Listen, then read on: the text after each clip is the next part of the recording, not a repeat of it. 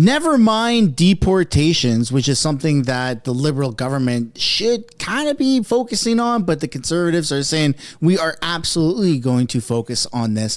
If Canada isn't fixed, if Canada isn't saved, nobody's going to care about deportations. Canadians are just going to be leaving this country. Welcome back to the channel. Welcome back to another video, everybody. Before we get into it, I do want to encourage you all to smash the like button and subscribe if you haven't already. It does really help grow the channel. We got quite a few news stories lined up in this video. We're going to start things off with a very, very, very controversial article by CTV that explains how a city and a mayor are being sued for not promoting the LGBTQSLI plus flag and not participating in Pride. Yep, that happened right here in Canada. Kind of bananas. Then we're going to take a look at a couple other items. Something that Pierre Poilievre says about Justin Trudeau for this panic meeting where Justin Trudeau jumped on his jet and went to Mar-a-Lago to meet Donald Trump. And then we're going to take a look at one of Trudeau's MPs, François Chapin, who I call the Liberal Chihuahua, because when he talks and he screams in Parliament, it kind of sounds like a little Chihuahua. And he sat down with Vashi and explained some things in great detail.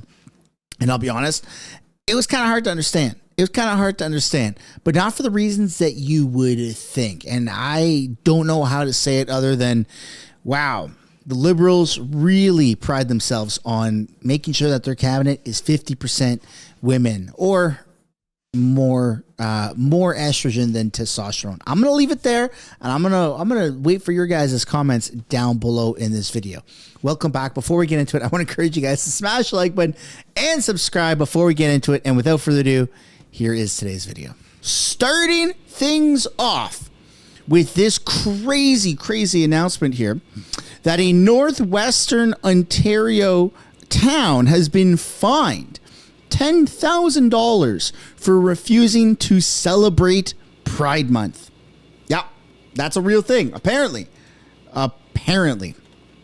So when you look into it, this is brought to you by Winnipeg CTV News. Kind of crazy that it wasn't on like the big platform CTV News, but nonetheless, here we go. An Ontario town and its mayor have been fined a total of $15,000 for refusing to celebrate Pride Month. In a decision from November 20th, the Human Rights Tribunal of Ontario ordered the town of Emo Town, to pay 10 grand and the mayor to pay 5 grand to Borderland Pride for violating the Human Rights Code and discriminating against the organization. The tribunal, the cult, has also ordered the town's mayor to complete human rights training. This is real, folks. This is real. If you don't support the LGBTQSLI plus community, don't ever mix up those letters either. It's not the ABCDEFG. It's the LGBTQSLI plus.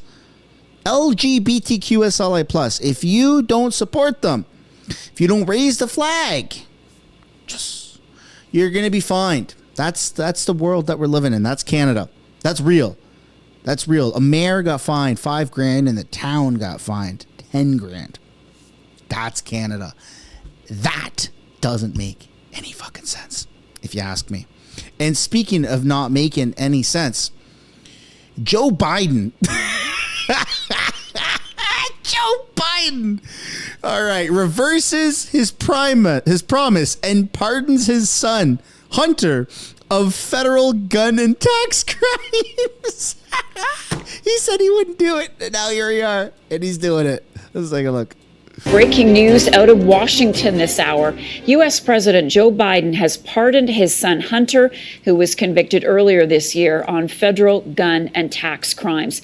In a statement, the president said he believed his son's conviction was a miscarriage of justice and was infected by politics, writing in part, "No reasonable person who looks at the facts of Hunter's case can reach any other conclusion, that Hunter was singled out only because he is my son, and that is wrong." Now, previously, the president had said that he had no intention of pardoning his son. Hunter Biden was scheduled to be sentenced this month. And there you go.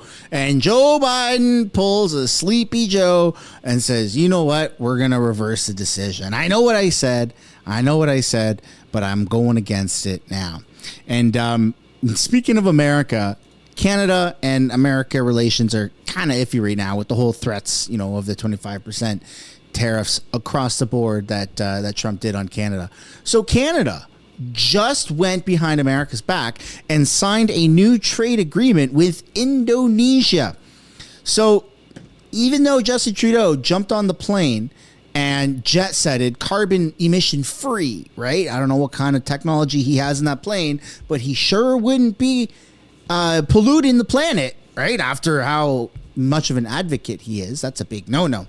He's gone behind America's back, and we signed, Canada signed, Trudeau signed, whomever, a new trade agreement with Indonesia. So I'm not saying that trade is going to be kaputs with America, but kind of weird to go and just do this amid tensions with America. Let's take a look. Canada's Trade Minister, Mary Ng, has announced a new trade agreement with Indonesia that she says will foster bilateral trade between the two countries. The agreement was signed today in Jakarta and has been in the works for 3 years. Canada and Indonesia are seeking to strengthen economic ties by bringing down tariffs, enhancing supply chain access, and driving growth in several business sectors. It comes as countries across the world contemplate the impact Donald Trump's upcoming takeover could have on trade agreements between their countries and the United States. Canada trades $145 million a day with the United States.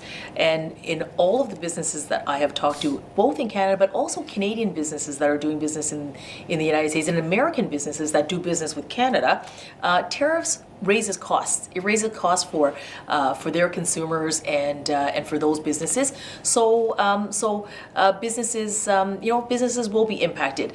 The good news here is that Canada and Indonesia, in the negotiating of this trade agreement, means that we are creating a predictability of our trading relationship, bringing down tariffs and also creating that environment that really enables companies to want to grow into this market. Now let's take a look here at Pierre Poilievre, who slams Trudeau with Trump and says it's a sign of weakness. It was a sign of weakness that Justin Trudeau got on his plane last second and went to see Trump. The question about the meeting, look, I just felt, well, while I'm a critic of Mr. Trudeau's, I did feel badly that he went in with such a position of weakness. Normally when a prime minister goes to the United States to meet a president, they're looking to make gains. What gains did we hear from Mr. Trudeau? None. He's just trying to limit losses. Did he come back saying we're going to get an exemption to Buy America, like Harper achieved? Bush? No.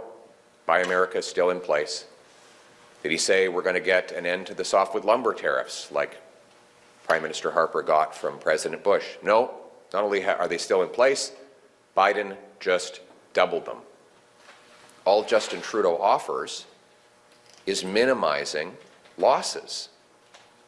Now, this is the consequence of having a weak prime minister who's lost control of our borders, lost control of immigration, lost control of crime and drugs, and lost control of our economy. And Canadians are paying a dreadful price for everything that Justin Trudeau has broken. And we need a strong prime minister who has the brains and backbone to put Canada first and to fight for our workers and our security. And I mean, that's something that I fully agree with, that Justin Trudeau's plan, his prime ministerial, tenure has been, okay, we're doing horrible. Let's try to minimize how horrible we're doing instead of reversing it and doing great and thriving. We're in a deficit. We've been in a deficit. Trudeau's put us in a deficit, but instead of us being in $1 trillion deficit, we're in like a $500 billion. So it's like, well, it could be worse. It's only half as bad as it could be. Like, no, dude, you're the guy that's supposed to steer the ship and take us out of the gutter, and you're not doing it. And so that's why Justin Trudeau is hated by Canadians, by politicians, by people around the world, because he's ruining this beautiful country. A lot of people, a lot of Liberals and NDP supporters, they think Canada's too big to fall. It's too big. There's no way Canada will ever be a third world country. We border America. We have banks. We're civilized. We drive cars. We pay taxes. No way we're ever going to go bust. Yeah, I mean, a lot of empires also thought the same thing. And you can only be on top for so long before something happens, before greed and corruption start to consume. And that's what's happening with Canada and America. But who cares about America just right now? In this instance, with Canada, we've got politicians, federal MPs that are pretending to be Indigenous to get free government money. Like, give me a break. This is nuts. Absolutely nuts. Now we're going to take a look here at Pierre Poilievre, who is demanding more action at the border, because this is a real problem here. You have potentially 5, 10, 15, 20 million people that are going to try to flee to Canada. And there's also 3 million people next year that got to get out of Canada because their papers have expired. It's not very good. Let's see what Pierre has to say. In Ottawa this morning, the Conservative Party is demanding tougher action on borders and immigration, as this comes after the surprise meeting between Prime Minister Trudeau and U.S. President-elect Donald Trump late last week down in Mar-a-Lago. CTV's Colton Prale joins us live now with more on this. Good morning, Colton. Good morning.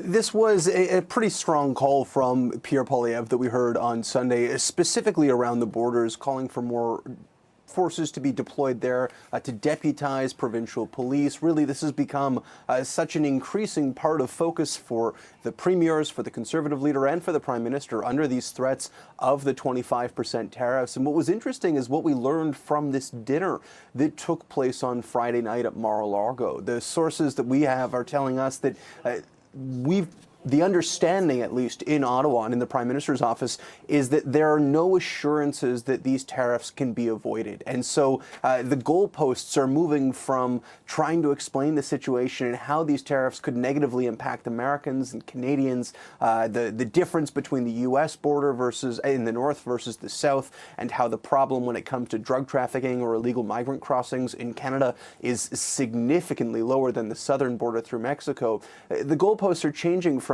conversations like that to, well, then how do you move forward? If these tariffs are coming no matter what, and there's an understanding that the messages that we've been relaying about the impacts and the lack of severity of the issue has been understood and well received, and the tariffs are still coming, what comes next? What are the next steps? And that's where this conversation and this dinner really comes into play, because the message is that those tariffs are unavoidable, but that after those tariffs are in place, because they're going to be used by Trump and his administration in an attempt to balance the budget, there will be side deals, country by country, where exemptions will be made. And so can Canada be among the first countries to see one of those side deals? How long will you have to deal with these tariffs if they do come, rather than can they be avoided? And so the work when it comes to the border will be a huge part of that. One of the things we heard from this dinner was that Trump is specifically looking for really a boots on the ground type situation when it comes to protecting the border. He wants to see manned aircraft. He wants to see more patrol officers. We know that the federal government has promised things like helicopters and drones to enhance security, talked about redeploying some police officers to these areas. It's certainly a start, but we'll see how they respond and how. I do not think that Canada has the ability to do something like that. I really don't. I wish we did. I'm very pro doing those things.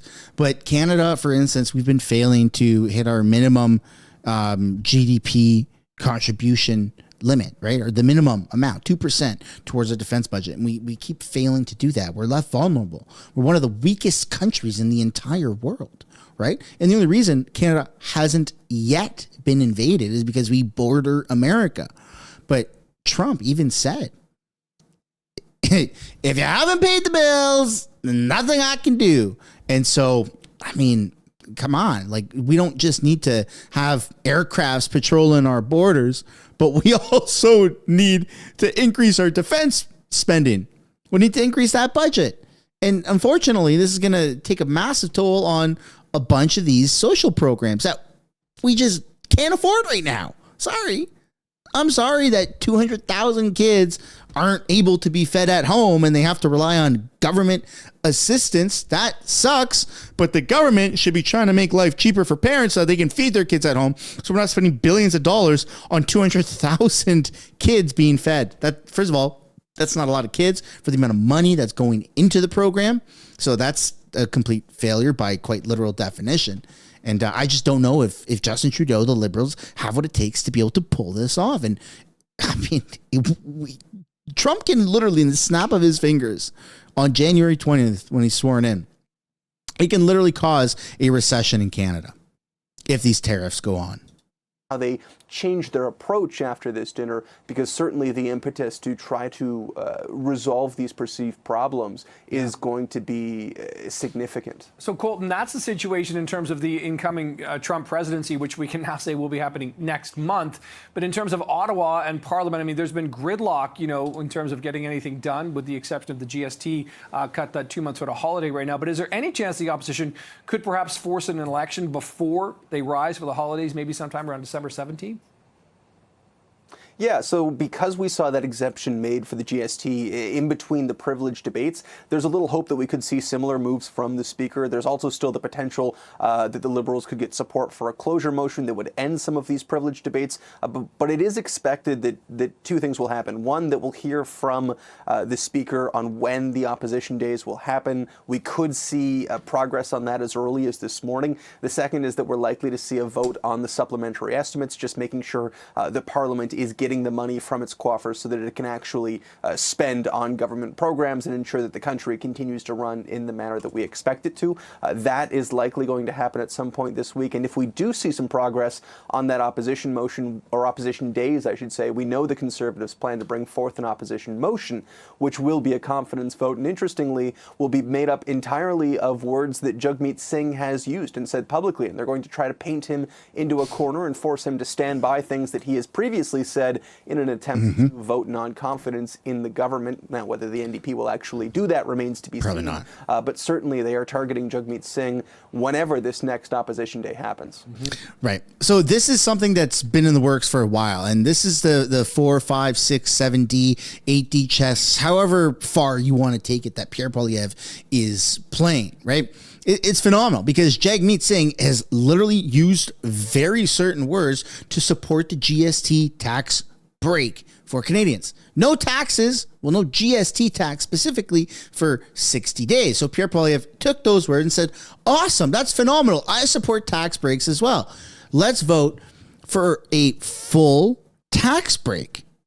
All you got to do is vote in favor of the vote of non-confidence, right? And so he's using his own words against him, which is, I mean, the best way to just show pure hypocrisy. And there is no bigger hypocrite in Canadian politics than Jagmeet Singh. I hate to admit it, but I think the literal worst politician in Canada is Jagmeet Singh. Yes, Trudeau is in charge. Yes, Trudeau is like raw dogging us from the back. No consent. It's been horrible. But Jagmeet Singh, he's also holding us hostage, 41 plus million Canadians, to a government that nobody voted for. So he's quite literally the worst person in Canada. But hey, that's my opinion. I'd love to know your guys's. Now we're going to take a look here at, speaking of the borders, we heard what Pierre Poilievre had to say. Now let's take a look at what the Liberal government has to say. Specifically, the Chihuahua, the Liberal Chihuahua. Here we go. Hi, Minister.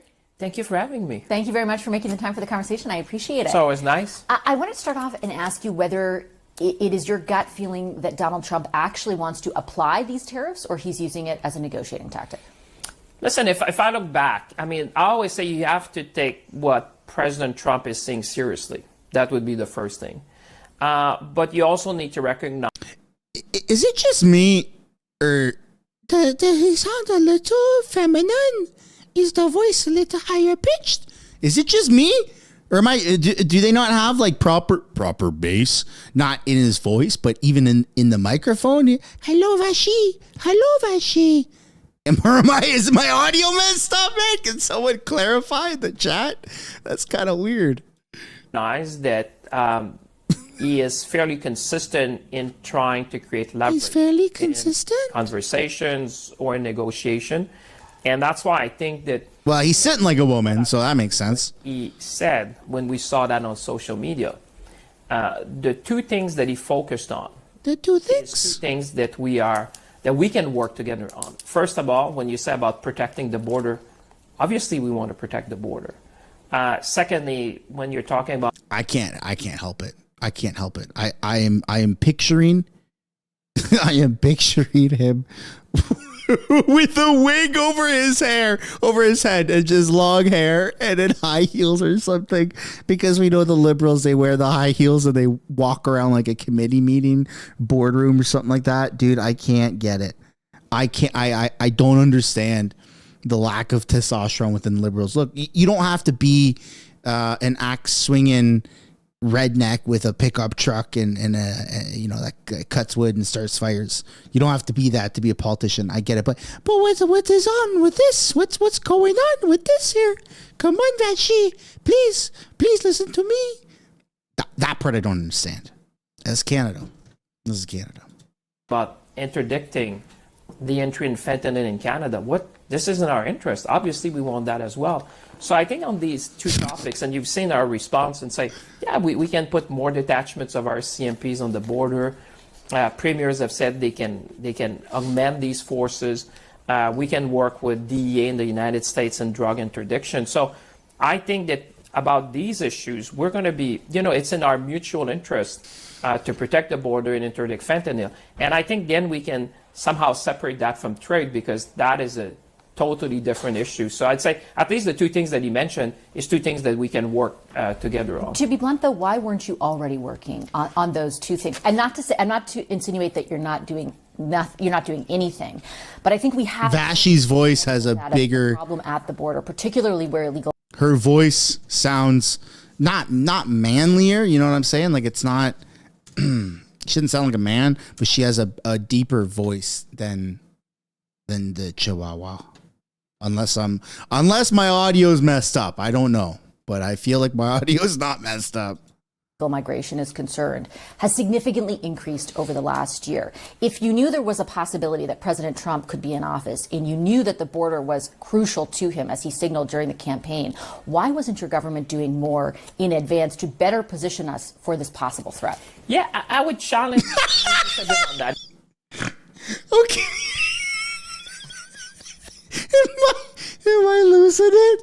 Am I losing it? Okay, we got to go back. We got to listen to just the past few seconds of Vashi.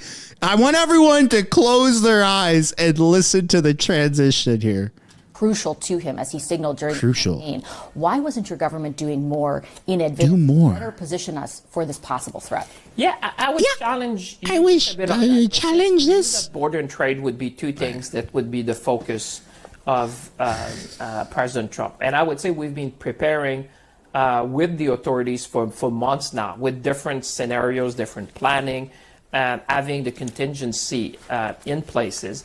But I would say, I think, if I reflect back on his statement, I think there was a bit of there's a huge difference between the northern border and the southern border. I mean, you can't even compare. The ratio sometimes is 1 to 10, 1 to 1,000. When you're talking about, for example, people try to cross the border illegally, you can even compare that to Mexico. Same thing when it comes to fentanyl. So maybe, to your point, we may need to augment and be very visible about that. But I would challenge that we didn't do the work to prepare all that. We have all these scenarios planning.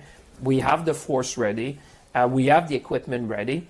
But some of his assertions do not match the reality on the ground, because we get a report, as part of the Canada-U.S. committee, we get intelligence regularly. We monitor that like hawks in terms of what's the interdiction, what are the points. And you know what? I can say that you've seen a surge since the election on this. So therefore, what we're saying, we're more than ready to deploy. You've seen, I think, Minister LeBlanc saying that with assets and people and technology.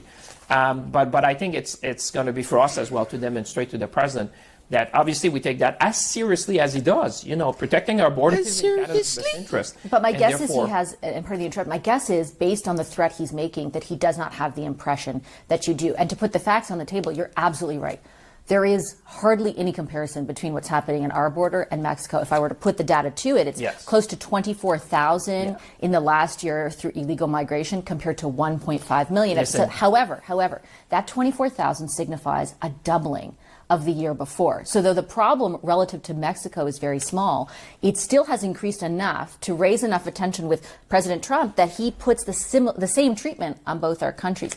And my challenge to you and your government is, like, how could you not see that coming? Well, I would also be careful about I would also be careful. Look, I'm not saying that this is per se the benchmark for, you know, masculinity and femininity, but if I was stranded on the side of the road and I broke my arms, okay? I broke my arms. For some reason, I'm driving my truck and I broke my arms. They're useless. I got no hands. And a car pulls up and it's got the Chihuahua and Vashi, and they both get out. Hey, are you okay? Say, no, my arm's broke, man, and I got a flat tire. I don't know what to do. Can someone help me? And the Chihuahua comes over and says, hey, do you need a hand? I can change your tire for you. I would say, what about her? Can she do it? What's her name? I am Vashi. Yeah, Vashi, can you change the tire for me? My hands are broken, and I don't want the Chihuahua to change the tire. Thank you. That's how that would go. Take that however you would like, but that's how that would go. The way they account for what they call encounter, you have to dig into that to really see. I have. To really to see. be fair, my producer sitting to the side actually did it. Well, and he actually contacted them, got the data. It's over 23,000, which signifies a doubling in between legal points of entry. I think what they're counting, we may have a discussion on that. That's all I can say, because I know that the CBSA is in touch with their counterpart in the United States, and the way they're counting, I think there's some issues. But to your point, perception is what matters. You know, we have the data, we work with the authorities, but my point is that fundamentally, you know, we are prepared. That I would challenge. Now, you say you may need to be more visible so that someone in Washington or in Mar-a-Lago looking at that and say, Canada gets it. We totally get it, because we, as you know, Vashi, we wanted to protect our border first when we were looking at what kind of scenarios there would be in the United States. So we knew we needed to do that, and I would say all the work has been done. And when it comes to fentanyl, as you know, it's the same thing with the border. You know, the magnitude is completely different, and so I would say let's work together. That if there's one thing that I would say, if I had President Trump, if you were President Trump, I'd say, Mr. President, we have the same interest. We want to protect our border. We want to interdict fentanyl. Let's work on that together, like we have always done. Because, by the way, you can look at the numbers, you can dispute some numbers, but the point is that we're going to show it. We're going to be very visible. You heard from my colleagues, they say, we have all the assets on the border, we have the technology, so we're going to be very visible so that it's seen that not only we've done the work, but that we can deploy quickly. And how soon do you anticipate you will be able to attach specifics to that? Because premiers like Ontario Premier Doug Ford criticized your government going into that meeting with the Prime Minister for being slow to act, for being caught on their back foot. That was his impression. Yes, you're right. Minister LeBlanc emerged from that meeting and said, we can deploy new resources there. There have not been any specifics attached to that word new. How soon will your government present a specific plan, not just to President Trump, but to Canadians, about what more you're going to do? But that's what matters, is to Canadians. I would say two things. I think some of the comments from the premiers before the meeting, and as you saw them coming out of the meeting, I think they were reassured. I think sort of, but they're waiting for the plan. Yeah, no, but they are more reassured than when they went in. Yeah, but they want the plan. Well, because they realize we've done the work. Now, when you say it's just about deploying assets, you know, what matters is that we have the contingency plan, we have the detachment, we have all that lined up. But my point is that we are ready to deploy, and we're ready to deploy when you see a surge, when you see an issue. You see what I mean? You can have you can have all the assets you want, but you deploy them when you see a specific issue, and that's being part of the discussion with our friends down south, and say, you know, we are going to do our part. You also have to do your part on your side of the border. And for example, if I look at fentanyl, our folks work with the DEA all the time. I would say to them, if I had the director of the DEA, well, if you see something, say something, because we are very much aligned with you in trying to interdict that. Because the problem is interdicting fentanyl and chemicals that are coming from China into North America. That is the issue. It's not Canada. It's a fair question. That's the issue. Yeah, I think it's a fair question to their chemicals from China in North America. Yeah, their law enforcement as well. It's very fair. But my question was, how soon are you going to deliver the Canadian I think plan? you will see that deployed very quickly, but also very methodically. Because, like I said, when you hear President Trump, you have to take that seriously, but also methodically. You cannot, and the Prime Minister is cannot start panicking every time they're going to be a comments or a statement or even a social media post. We have been there. This is the team. I would say, trust me, we've been there before. We've been in that movie. I think he wants to say trust me, but we don't. This is episode 1. He knows we don't trust him. We've seen that, and we've been there at the time, so we know how to address these issues and to take, like you said, there's some perception on the numbers. We need to deal with that. We need to put the assets on the border, and then we need to talk about the things that we can do together. And just very quickly, I have time just for one more question. The other thing that the premiers have conveyed to us that was that stuck out to them during that meeting was that they are unanimous in asking the Prime Minister and your government to accelerate the timeline for meeting 2% of defense spending. Will your government do that? We certainly have a plan, and it's, again, in Canada's best interest. But I'm so glad you're asking that question, because one of the things I've been talking to my American friends, when I was still co-chair of this Canada-U.S. engagement, the three things we've always been talking with our American friends, the first one is security. Security of the North, the Arctic, and the border. In fact, way before that, social media.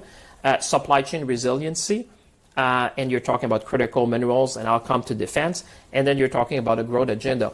The one thing I would say is that when you're looking at defense procurement, and I was just talking to NATO, which was in Montreal, as you know, a week ago.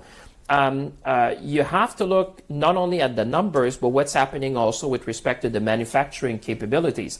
We are talking with our American friends, we're talking with Canadian friends, but we have huge programs that are coming that will upgrade our forces, whether you talk about submarines, whether you're talking about other defense systems. You've seen the destroyers that we're building. And I would say to our American friends and NATO allies, there's going to be massive spending to upgrade a number of equipment, and that's going to benefit companies and workers on both sides of the border. Sure. Because when they challenged me on that, I said, be careful about that, because if you see the level of contracts that are coming up that are going to benefit both Canadian industry, American industry, I think when you talk behind that, I would say behind closed door, you hear different things, because the real challenge we have today, Vashi, is not the spending, is the manufacturing capabilities in NATO countries. I think two things can be true. Yes, the capacity is an issue. I think two things can be true. Capacity is what I'm dealing with, because you may want to invest, but you need to be able to build. But you're not even aiming to do that. That's the point, I think, that, and I can tell you it has been conveyed through our program on multiple instances from multiple high-ranking members of Congress, of the Senate, sure, of U.S. ambassadors to NATO, and even the incoming president himself has said it, right? I get it that the capacity is an issue, but the capacity is an issue right around the world right now. Our allies, by and large, in NATO are still able to meet the pledge that they agreed to more than a decade ago. We're just saying in the abstract we'll get there in 2032. My question was, is your government prepared to do what the premiers are asking and accelerate that timeline? Well, we're looking at that. But I'd say pledge is something, but being able to deploy that capital, that's what I'm saying, because I do work with our NATO allies. I was talking, I was just recently with the NATO procurement folks in Europe and some of the military. We went to the Defense Intelligence, the Defense Innovation Unit in Palo Alto. I will tell you, Vashi, on one end, I agree with you. You need to have a target, and you have to have a timeline to reach that. The real issue we have as NATO partners and also our American friends is the manufacturing capacity and capabilities. I'll give you an example why in this discussion. But is that an excuse not to set a target? No, it's not an excuse. No, I'm saying you need to do both. But even if you were to put a lot more today in the window, I can tell you, if you look at the manufacturing capabilities, that's the real challenge. That's what I've been working. I'll give you an example. You're talking about titanium. We invested about $1 billion with Rio Tinto to upgrade that, because now titanium in the North American defense supply chain is not necessarily coming from a friendly country. We're going to be the largest supplier of titanium for both our defense industry, the U.S. industry, and NATO. That is significant. I can tell you in closed doors, when I mentioned titanium, when I mentioned cobalt, when I mentioned the critical minerals to do the microchip that are going to be needed for defense systems, when you talk beyond, the closed door, people realize that. Because that is also Canada's contribution. We're the only NATO country which has all the critical minerals to support the defense industry. And we've been making a lot of investments. You don't do anything, though. Oftentimes saying to colleagues, I appreciate what you're saying there, but don't underestimate the work we've been doing to make sure that you have to look at the full value chain from downstream to upstream. And we've been a key partner in that. And I would tell you, titanium, just interview folks at National Security in the U.S., they tell you, Minister, we appreciate what you've been doing there because we need to be resilient in North America. I think I would think they would say that, but they've also been telling us they'd like you to speed up the timeline. I take your point. Well, let's see if you do. but in a sense, we've been very vocal about what we want to achieve on the target, and I think Minister Blair, the Prime Minister, has been very clear. They have not been clear, with all due respect. Minister Blair has said he's open to accelerating it. The Prime Minister has said we have a plan, and it's going to stay the way it is. That's not the same But thing. at the same time that you've heard those statements, I would say we've been working to augment our manufacturing capabilities and helping our NATO allies to meet that commitment, because you can focus on the target. I'm focusing on building the stuff that our men and women in uniform will need. And I think, we get a lot of recognition for that. I know it's not that public because a lot of that is classified. But I would say when you're talking to people who need to build these things, the shipyards, you're talking about the critical minerals, you're talking, titanium is a great example. You need that in order to repair jets on aircraft carriers. Very significant. Straight on the national security ally. They say, thanks Canada that you're doing that, because you know what? There's no other NATO allies who can provide that. So we have niche capabilities, niche supply chain that are very critical. And I think that's what I'm putting forward when I talk to my NATO allies, and they appreciate the contribution of Canada. Okay, I have to leave it on that note. I've taken enough of your time, Minister. I appreciate it as always. Thank you. The thing about a lot of the investments that Canada's doing is that we're investing in things, but in other parts of the world. Like we're investing in nuclear energy, which is kind of great. I'm like super pro that. I think that's phenomenal. It's not only clean, it checks that box, but it's extremely efficient and extremely powerful. And I think at some point we're going to be using nuclear power in, rocket engines to go and do some space exploration. Like that's the future. That's wicked. And then there's also a bunch of companies in America that are doing these like nuclear reactors, but they're small, the size of a shipping container, and they can power like entire office buildings or even small little communities. Like that is sweet. But Canada's investment in that is not here in this country. We're investing in it in the like Indo-Pacific region and stuff like that. So it's just kind of weird. Even our oil and gas, like Canada's oil and gas, we buy like dirty Saudi oil, and we're sitting on a shit ton of oil. I don't know if it's a liberal plan to wait for all of these other oil competitors to like run through their oil, and then Canada will have the largest oil reserve in the world. I don't really know, but right now it's silly and it's nonsense. Thank you so much for watching today's video. I hope you enjoyed it. If you did, make sure to smash the like button and subscribe, and I will see you all in the next one. Bye for now.